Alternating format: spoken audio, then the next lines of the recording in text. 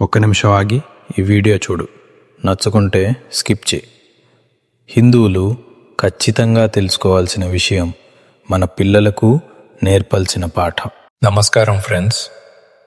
మనం రోజు చదువుకునే హనుమాన్ చాలీసాలో నాసా శాస్త్రవేత్తలు కనిపెట్టిన ఒక పెద్ద నిజాన్ని వందలేళ్ల క్రితమే తులసీదాస్ గారు రాశారని మీకు తెలుసా?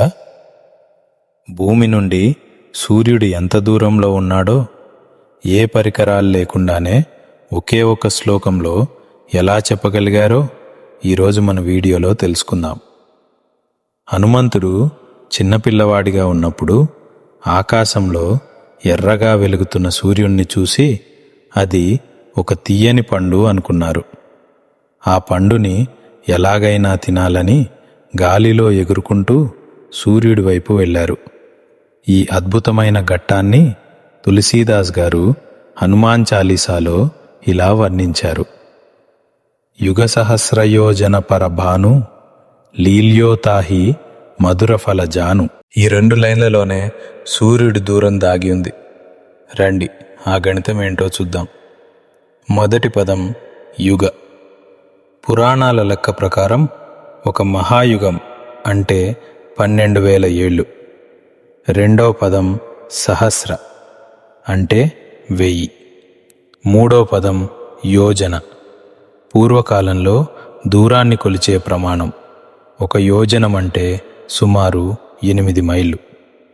ఇప్పుడు ఈ మూడింటిని గుణిస్తే 12,000 గుణితం 1000 గుణితం 8 సమానం 96 లక్షల మైళ్ళు, అంటే 9,60,00,000 మైళ్ళు. దీన్ని మనం ఇప్పుడు వాడుతున్న కిలోమీటర్లలోకి మారిస్తే దాదాపు 15,36,00,000 కిలోమీటర్లు వస్తుంది. మిత్రులారా, ఆశ్చర్యకరమైన విషయం ఏంటంటే ఆధునిక విజ్ఞాన శాస్త్రం ప్రకారం కూడా భూమికి సూర్యుడికి మధ్య ఉన్న సగటు దూరం సుమారు 15 కోట్ల కిలోమీటర్లే. ఏ టెలిస్కోపులు, ఏ శాటిలైట్లు లేని ఆ కాలంలోనే మన పూర్వీకులు ఇంత ఖచ్చితంగా విశ్వ రహస్యాలను ఎలా చెప్పగలిగారో కదా. మన సనాతన ధర్మంలో ఇలాంటి ఎన్నో వింతలు దాగి ఉన్నాయి. ఈ విషయం మీకు ఇదివరకే తెలిస్తే కామెంట్ చేయండి.